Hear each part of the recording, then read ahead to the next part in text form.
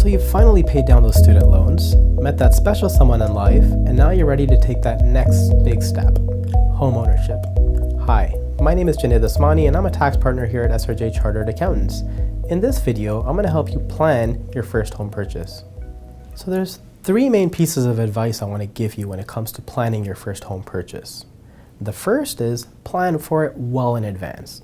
The last thing you want to do is show up to your accountant's door and ask him, or tell him rather, that you've just closed on a property and you need $250,000 from your corporation pronto to pay for this new house.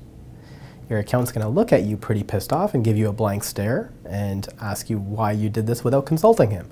Because if you spoke with your accountant previously, he would have told you that you should probably be planning for this well in advance.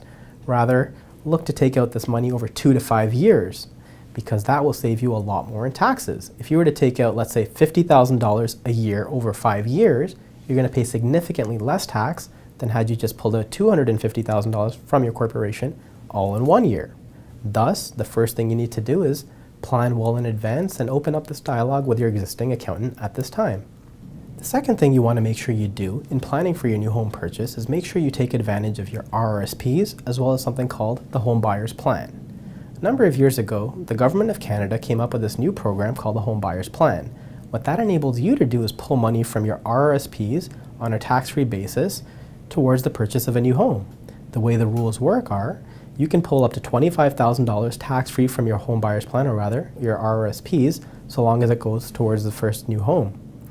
In order to qualify for this, you must meet two conditions, and those conditions are, firstly, that you may not have owned a home over the past 4 years prior to this. Secondly, the funds that you're pulling out towards this home purchase must have sat in your RRSP account for at least 3 months. So long as you meet these conditions, this is a fantastic way for you to pull money on a tax-free basis from your corporation towards the purchase of a brand new home.